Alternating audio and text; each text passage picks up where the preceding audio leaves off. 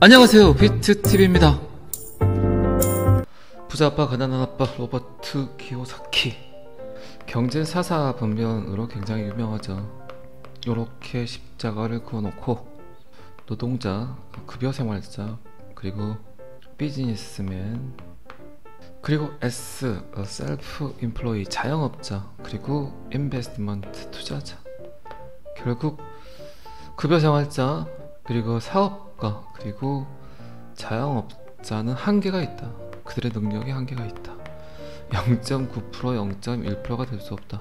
자, 여기서부터는 구독자분들에게만 노출이 되는 영상입니다. 구독, 좋아요 좀 눌러주시고요. 결국 투자해야 된다. 0.1%의 창의적인 인간이 되지 못하면 그 창의적인 인간이 갖고 있는 생각에 본인의 돈을 담아라.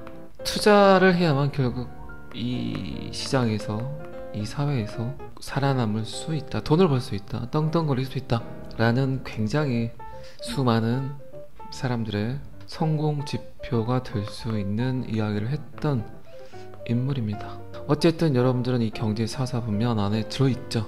그리고 급여생활자도 있고, 사업을 하시는 분, 그리고 동네 구멍가게를 하시는 분, 그리고 인베스트먼트, 투자자, 그리고 이제 중복이 되죠. 지금 여러분들은 급여생활을 하면서 투자를 하고 있고, 개인 사업을 하면서 투자하고 있고, 또 빅 비즈니스를 하면서 또 다른 이익을 창출하기 위해서 투자를 하고 있죠. 어쨌든 이렇게 잘하는 로버트 키요사키도 흥할 때도 있었고 망할 때도 있었죠. 이 양반을 보면 그거 같아요. 제가 보기에는 차티스트들이 그렇게 큰 수익률을 내지 못하는 이유가 있죠. 데이터를 너무 신뢰한다. 사람의 마음을 읽지 못한다. 사람의 심리를 깨우치지 못한다. 결국 지금 인류에게 주어지는 수많은 참인, 옳은 빅데이터들은 뭡니까? 과학적 사고방식입니까? 아니라고 생각을 합니다. 그럼 뭘까요?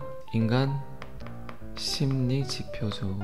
사람들이 지금 어떤 생각을 하고 있는지, 어떤 걸 좋아하는지를 알아야 되겠죠. 어쨌든 여러분들은 부자 아빠입니까? 가난한 아빠입니까? 아니면 부자가 되고 싶은 아빠입니까? 부자 아빠? 가난한 아빠 로버트 키요사키는 법정화폐를 가짜라고 비난을 하고 암호화폐는 미래라고 이야기를 했습니다. 어제 제가 드린 내용과 약간 이해상충이 느껴지시죠? 공통점이 있는데 합의점 찾기가 꽤 힘들죠. 그리고 요새는 곰곰이 어떤 생각을 하냐, 로버트 키요사키가 왜 이렇게 자극적인 표현을 하면서 그의 생각을 이야기하는지가 굉장히 궁금해졌습니다.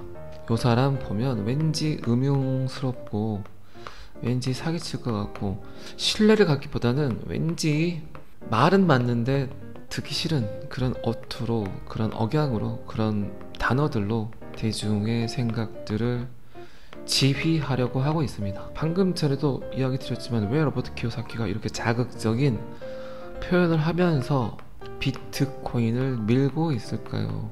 법정화폐는 가짜이다. 저도 어제 영상에도 이야기 드렸지만 6년 전에 이런 생각했다니까요. 지금도 이 생각에는 변함이 없어요. 전혀. 태초부터 잘못된 통화정책이란 표현을 제가 얼마나 많이 했습니까? 여러분들께. 태초부터 잘못했어요. 룰이 잘못됐어요. 규칙이 잘못됐어요. 미국의 권력, 미국의 횡포, 신뢰할 수 있는 제3국의 횡포죠. 하지만 지금 여러분들이 사용하고 있는 법정화폐가 가짜라면 여러분들의 삶 자체가 가짜일 수 있어요. 합의점을 찾아야 된다니까요. 합의점, 공통분모를 찾아서 장점을 빼내서 요게 인류와 지속 가능성을 가지고 공유돼야 된다는 거죠. 이게 6년 동안 제가 암호화폐 시장을 바라보고, 그리고 블록체인 기술, 디지털 화폐, CBDC, 각국 정부, 여러분들의 자녀, 여러분들, 그리고 민주주의, 공산주의, 그리고 전쟁, 기후위기, 우주전쟁, UFO, 모든 걸 생각을 하고 내린 결론입니다. 비트코인은 분명히 반정부적 요소가 섞여 있어요. 비트코인을 인정하는 국가는 있지만 그 국가는 결국 존속돼야 되겠죠. 법정화폐가 가짜라면 이해는 하지만 인정하기란 굉장히 힘들죠. 자꾸 또 말씀드리지만, 그리고 비트코인은 화폐가 될 수 없어요. 절대. 시스템적으로 보든 뭐로 보든 미국이, 중국이, 러시아가, 대한민국이, 일본이 그걸 인정한다고요? 사토시 나카모토 비트코인 백서 봐보세요. 신뢰할 수 있는 제3자 없이, 금융기관 없이, 은행 없이 내 돈을 로버트 키요사키에게 보낼 수 있는 프로토콜을 만들었다. 그런데 분명히 여기서 문제점은 이중 지불이 될 수 있다. 더블 스펜딩이 될 수 있다. 돈이 2번 보내지는 걸 의미합니다. 사진이야 그냥 2번, 3번, 10,000번 보내줘도 상관이 없죠. 그런데 돈이 더블 스펜딩이 되면 안 되겠죠. 중복 지불, 이중 지불. 그런데 이 이중 지불에 대한 문제점은 내가 해시 값을 풀면서 Proof of Work, 작업 증명 방식의 암호학을 통해서 이중 지불의 문제점을 해결을 했다. 그래서 완벽하게 요거는 피어 투 피어, 동등한 사람끼리, 돈이 많은 사람이나 돈이 적은 사람이나 권력이 있는 사람이나 권력이 없는 사람이나 서로 동등한 관계에서 다이렉트 거래가 가능하다. 지금까지는 수많은 중재자들이 있었다. 그런데 점점 그 중재자들이 무능력해진다. 그리고 그 안에서 수많은 사람들이 중재를 해준다는 이야기로 엄청난 수수료를 띄어갔다. 그들의 무능함도 어쨌든 이 수수료에 포함이 되겠죠. 리만 브라더스, 서브프라임 모기지, 그리고 지금 미국의 뱅크런, 우리나라도 굉장히 위험하죠. 자, 이런 모든 행위들이 우리가 지금까지 믿어왔던 신뢰할 수 있는 제3자들이 무너지고 있다. 더 이상 우리의 돈을 그들에게 맡긴다면 결국 피해는 소시민들만 보게 될 것이다. 그러니까 내가 이중 지불에 대한 문제점을 블록체인 기술로 풀었다. 암호화로 풀었다. 그러니까 요 프로그램을 잘 베껴가서 비트코인보다 더 나은 암호화폐가 출현을 해서 제가 저기 썼죠. 요놈이 그 일을 공정하고 공평한 일을 해야 된다. 그러나 사토시 나카모토가 이야기했습니다. 또다시 이중 지불에 대한 문제점을 해결하기 위해서 신뢰할 수 있는 제3자가 A와 B 사이에서 출현한다면 비트코인이 갖고 있는 모든 장점은 사라질 수밖에 없다. 전혀 의미가 없다. 왜 비트코인을 사용하냐? 그냥 비자카드, BC카드, 직불카드, 체크카드 사용해라. 그러면 어떻게 될까요? 이 시장은 사라지겠죠. 요거를 내가 잘 만들어 놨는데 왜 또다시 신뢰할 수 있는 제3자를 넣으려고 하느냐? 여기까지가 반정부적 요소를 갖고 있는 사토시 나카모토의 프로토콜이죠. 자, 그런데 비트코인은 점점 그 코딩, 프로그래밍이 진화를 합니다. 자체 진화가 아니라 요거를 잘 응용을 하는 회사가 나타났죠. 그게 리플 XRP죠. 법정 화폐가 가짜라면 여러분들의 삶 자체가 가짜라는 거예요. 어쨌든 여러분들은 지금 가장 핫한 성수동 사거리에서 신호등을 건너려고 하는데 이 신호등 한 번에 수많은 사람들이 지나가는데 또 엄청난 차량이 움직이는데 어떻게 신호등이 없이 요게 제어가 되겠습니까? 법정 화폐가 가짜라고 비난하는 그 자체가 인류의 존속을 거부하고 있다는 거죠. 그래서 제가 조금 전에도 이야기 드렸지만 P2P의 장점, 중재자 없는 거래의 장점과 조금 현명한 스마트한 신호등, 전통 구명이 잘 접목이 돼서 이 암호화폐가 인류에게 쓰여져야 되겠죠. 이렇게 잘 접목을 해서 지금 나오고 있는 게 뭡니까? 탈중앙화 금융이죠. 디파이. 여러분들 그런 이야기도 많이 들어보셨잖아요. 은행이 사라진다. 은행원이 사라지고 있다. 점점 사라지고 있죠. 은행들 또한 신뢰의 기준이 바뀌고 있기 때문입니다. A은행, B은행, C은행, D은행, 각기 서로 다른 은행들이 서로 다른 은행의 데이터를 신뢰하지 않기 때문에 누군가는 이 은행에서 비트TV의 신용을 위변조할 수 있기 때문에라는 가정을 두고 대출 업무를 보기 때문에 다른 은행들이 있는 거예요. 그런데 비트TV의 신용 내역이 전혀 위변조되지 않고 그 히스토리가 정확히 나열이 된 데이터가 있다면 굳이 A은행, B은행, C은행, D은행이 필요할까요? 스마트폰 하나로 모든 결제가 가능한데 이렇게 많은 은행들이 필요할까요? 이렇게 많은 은행원들이 필요할까요? 결국 세상은 변하고 있어요. 어떻게 변하고 있습니까? 블록체인 금융과 전통 금융이 잘 조화를 이루고 있어요. 그런데 전통 금융은 다 무너진다, 다 사라진다, 쓰레기다, 미쳤다, 또라이들이다, 돈벌레들이다 라고 표현을 하고, 비트코인이 어느 날 갑자기 여러분들 지갑에 들어올 수 있는 날이 있을까요? 없다니까요. 이게 어떻게 보면 허무맹랑한 이야기예요. 이 허무맹랑한 생각을 저도 6년 전에 했다는 거예요. 자꾸 제가 리플 CEO 브래드 갈링하우스가 게리 겐슬러와 말다툼을 하고 SNS 상에서 서로에게 상처 주는 말을 할 때 제가 그런 얘기 했잖아요. 너무 상처 주지 마라. 결국 리플이 가장 필요한 기관은, 개인은 리플 홀더가 아니다, 비트코인 홀더가 아니다, 로버트 키오사키가 아니다, 일론 머스크가 아니다. 결국 리플이 가장 성장하기 위해선 전통 금융기관들과의 SS에서 가장 그 브릿지 역할을 해줄 수 있는 기관은 SEC예요. SEC. 그러니까 너무 큰 상처 주지 말라는 표현을 한 거예요. 여러분들도 사회생활 하셨으니까 아시겠지만 굉장히 똑똑한 사람이 있어요. 그리고 그 똑똑한 사람은 본인 생각이 전부라고 생각을 해요. 굉장히 독선적이죠. 이 독선이 지나치면 뭐가 됩니까? 위선이 되죠. 독선적인 사람이 똑똑하면 걔에게 곽광을 받아요. 그러나 이 사람은 오래 가지 못해요. 왜 그럴까요? 적이 많기 때문이죠.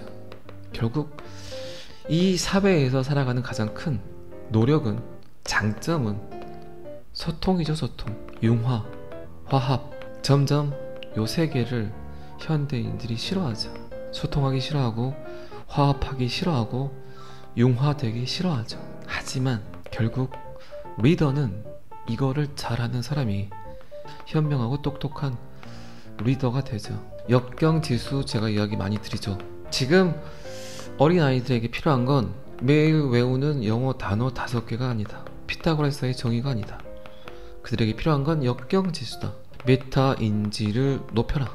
역경지수나 메타인지를 높이는 가장 좋은 방법은 여행이죠. 많은 사람들을 보고 느끼고 그들이 고민하는 것들에 대해서 생각하고, 역경지수를 높이는 또 하나의 방법은 책이죠. 디지털 책이 아닌 종이책.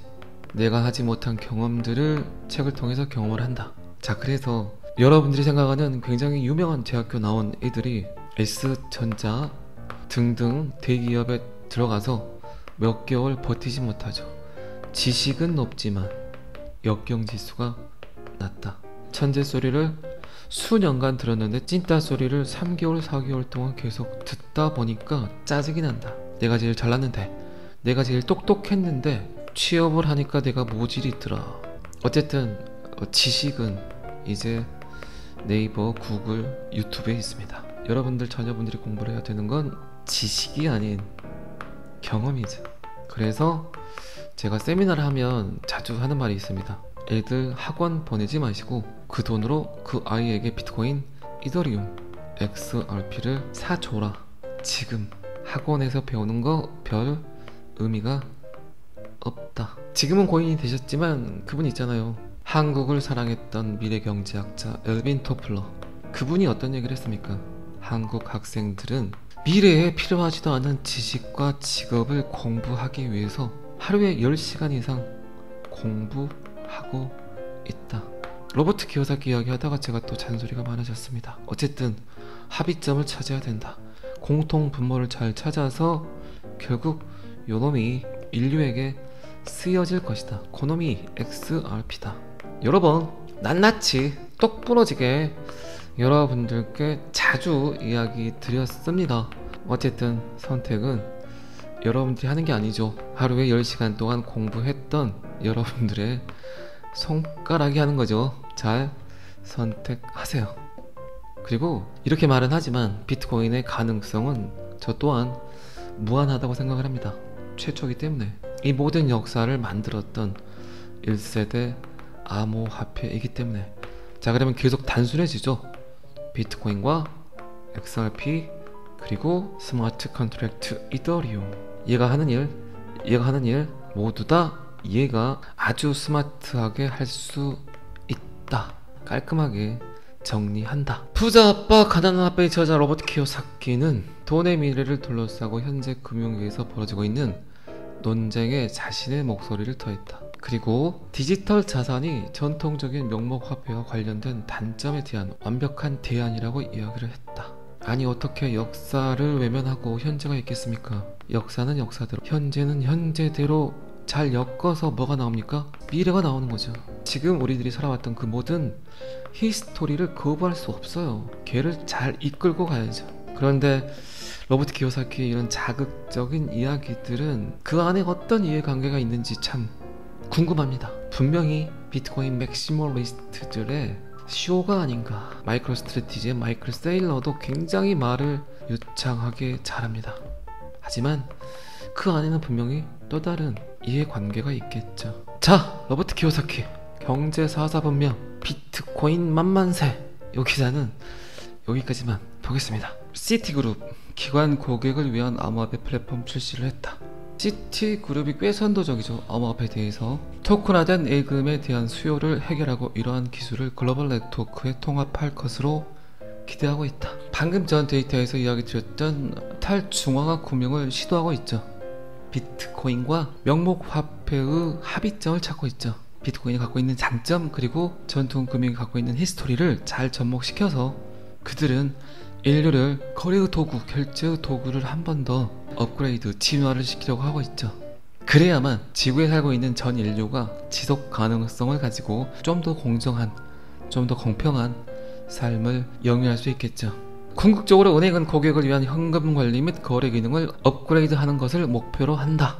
이러한 기관은 어떤 걸 업그레이드 할까요? 국경 간 결제, 프로그래밍이 가능한 금융 서비스, 자동화된 거래 솔루션과 같은 스마트 계약 및 블록체인의 일부 이점에 액세스를 할 수 있다. 자, 그런데 시티그룹이 이렇게 자연스럽게 똑똑하게 떳떳하게 자신감 있게 말할 수 있는 하나의 매개체가 있죠. 암호화폐 저장 회사인 메타코와의 파트너십이 시티뱅크를 한 번 더 업그레이드 할 수 있는 기회였다고 생각을 합니다. 메타코는 스위스의 본사를 돕고 모든 스타일의 토큰화된 자산을 보관, 발행 및 결제를 지원해주는 서비스를 제공하는 메타코. 지금 이 사진 보이시죠? 시티그룹 기관 디지털 자산 보관 기능 개발을 위해 메타코와 파트너십 관계를 맺었다. 이 기사가 작년 6월이죠. 그런데 아주 드라마틱하게도 리플이 메타코를 2023년 올해 5월 2억 5천만 달러를 주고 먹어버렸습니다. 인수해버렸다는 거죠.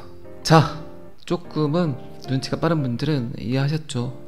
리플이 지금 어떤 일을 하고 있는지, XRP가 어떤 도구로 사용이 될 건지 잘 아시겠지만 저는 항상 여러분들이 XRP를 통해서 백만장자가 되시길 기원합니다. 오늘은 여기까지 하겠습니다. 구독과 좋아요는 항상 저를 너무너무 힘나게 합니다. 감사합니다. 비트TV였습니다.